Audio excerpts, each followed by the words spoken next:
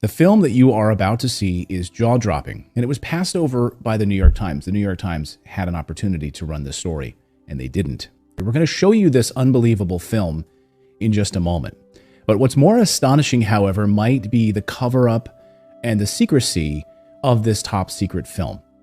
My guest today is Jon Stewart, former candidate for Illinois governor in U.S. Congress. He spent more than 5 years investigating, proving the provenance of this alleged film, this top-secret film, which we're about to show you, and which you are about to see. And it purportedly shows an alien, an extraterrestrial, biological entity being interrogated at the S2 facility in 1997 by members of the U.S. military. Yes, an alien creature being interrogated by members of the U.S. military. And just a few weeks ago, our guest, Jon Stewart, hand-delivered his entire investigation to Congressman Tim Burchett's office. And he's become the first non-government civilian to submit a report to the United States Congress regarding the extraterrestrial phenomenon. Jon, welcome to the show. It's a pleasure to have you here on Redacted. Like most people back in 1997, this was part of, or this was a documentary that came out. I go to sit down and watch this documentary thinking alien interview. This is going to be like a weird humanoid looking person handing a clipboard over to a general at the Pentagon for a job interview. I mean, this is how my brain was thinking. And I'm sitting down, and 30 minutes into this documentary, this footage comes on. It's not professionally done. It doesn't have any cuts. There's people in the foreshadow. This gray alien is bone color, bone, like human bone. It's got round eyes, not almond-shaped eyes. If I'm hoaxing a video of a gray alien, it's going to be gray, and it's going to have the typical almond eyes. And this bizarre physiological monitor next to the being that goes up and down and not across the screen. And then Victor, the alleged whistleblower who claimed to have helped smuggle this out of Area 51, that's the way insiders talk of Area 51. And I don't think a 23-year-old screenwriter in 96 could have made up this script that Victor was talking about. I mean, the vernacular he used was bizarre, and he used a term called medical flagging. The creature starts to medically flag. And I asked my old doctor, who was about 65 years old at the time in 97, on my annual checkup, I said, "What is medically flagging?" He looked at me, he goes, "Where did you hear that from? That's like a Army medical term we used in the 50s and 60s. I'm like, wait a minute, what is going on here? And then there was an acronym on the bottom, DNI, David November Igloo /27. And Victor tells us that was the Department of Naval Intelligence. So I run for Congress 2 years later with this film in the back of my mind going, what is going on here? And I don't want to say his name anymore because I'm getting admonished for doing so, but I was on a political bus tour, and I went up to a senator during a break, and who has passed away now. And I said, "Senator, what is the Department of Naval Intelligence?" And Clayton, you look in my eyes. This guy went from jovial, happy senator to this aggressive look. And he looked at me, goes, "You don't need to know anything about that." And he stormed off, and he never talked to me the rest of the tour. Clayton, you're a journalist. You're an investigative reporter too. I'm thinking, wait a minute. I got a hoaxed video with medical terminology from 50s and 60s. I've got a gray alien that's tan and round eyes, medical staff that are in short sleeve scrubs and not in biohazard suits to really hype up the video. I've got a monitor that I have never seen in 35 years of my life back then. And I've got 3 letters on this hoaxed video that has just pissed off a United States senator. What in God's name is going on with this film? So here it is. This is, again, it's silence. There's no audio on this. What are we looking at here as we play this film? What are we seeing on our screen, Jon? Okay. Contrary to Victor's voiceover, this is a film shot April of 1991, a thought projection interview of other gray, designated an other gray, an extraterrestrial biological entity. He is a haploid, which means he came with only one sexual chromosome. Human beings are diploids. For any microbiologists out there, if I'm hatcheting those words, I'm sorry. But this being had only one sexual chromosome. He came to the S2 alpha, the official designation of the underground facility, that housed the Alien Interrogation and Retention Program.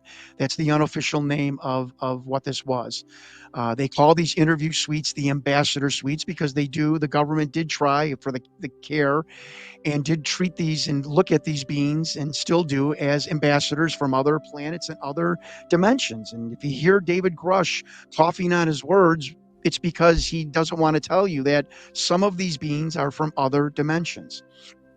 And so this being was very ill at the time. He had a respiratory issue. Now, Sean David Morton also heard. I can't verify this veracity, that it's some sort of debilitation or disease with its heart-lung sac. It does not have a traditional heart. It's got a heart-lung one sac, which was the need for the special monitor, which goes up and down, does not go across, to monitor this bizarre heart-lung one sac organ that the alien has. And behind the viewing glass were 5 men, 2 telepaths. There is a researcher out there, but that's how bizarre this film has gotten. And I'm not even going to tell you anything about the telepaths because I don't want it to get into the Da Vinci Code. But even Doty said that the telepathic program, the people they hired, was ridiculous. They were like one step above 1-800 psychics back in the 80s and 90s. But there was 2 men in particular that were very in touch with these beings, and they would sit down with these aliens and these beings and immediately get information and relate it back to whatever military person was in the room. As you can see on the tape, the being eventually starts to medically flag, if I can use the whistleblower Victor's terminology, and he is then attended to by the medical staff. And Victor tells us that the medical staff in S2 and S4, are more chosen for their ability to keep secrets than their medical knowledge. And again, I have been in contact. I have the names of the 2 doctors that are going to be on either side of this beam. On the bottom, you're going to see DNI/27. That is the Department of Naval Intelligence. According to Richard Doty, there's like a conga line of different agencies waiting to insert their questions to this being in the 2-hour-long interview. The interviews are conducted about once a month. What did you start to piece together from people who were in the room? And so when we say hoaxed video, I think you're saying that was what the assumption you had going into this, that this was hoax. That was sort of the media speculation about this. Now you've proven and taken it to the United States Congress, which, by the way, they're about to hold a hearing on this next week. And I think that this is, if I'm not mistaken, is going to be a big piece of this. And other whistleblowers are now confirmed to be coming forward to Congress next week. Civilian whistleblowers who are going to be testifying of the things that they've been a part of and seen. Like Linda Moulton Howell told me when she saw the list, you have gold here. Why? No one has ever heard of these people before. And like Linda said, and these people are on Google and are real. And I said, yeah, they are. And she said, son, you got gold here. And so I got the list of names, but I know investigative journalism. That wasn't just enough just to have the names. I mean, come on, that's ridiculous. So I started to vet every single person on the list. The first person was retired, working for TRW, and TRW. These are the men, by the way, who were behind the glass in the viewing gallery watching this thought projection interview. That's what it's called. It's not telepathy. It's actually called thought projection. And the first one worked for TRW. And I said, well, this is a hoax. He wasn't even in the military. Sean David Morton, who was in the office of the production company, who first got the call from Victor saying, I've got this VHS tape of an alien, said, no. TRW is like hand in hand with the government. They do every kind of secret project and whatnot. I said, wow. And Doty said that it was not filmed in S4. There are no alien housing there. The alien housing is in S2 Alpha. And I'm like, what's S2 Alpha? He sent me a satellite photo of it and said, that's what it is. It's called the Alien Retention Program. This being was brought in on a part of Project Pounce. Doty's like, I don't know the provenance of the being, but I think it was from the Kalahari crash where 2 beings were recovered. But the alien program, whether that be the retention, the interrogation, the biological reverse engineering of craft, that all is now taking place at Michael's Airfield at the Dugway Proving Grounds. The program to interview the beings in S2 was called Project Aquarius, which was basically all things about aliens in contact with human beings. And that is from the email, and that is also from Richard Doty's mouth, who is verified as the counterintelligence agent, who is in his 70s and wants to tell the story. the truth of what's going on and what the government is covering up.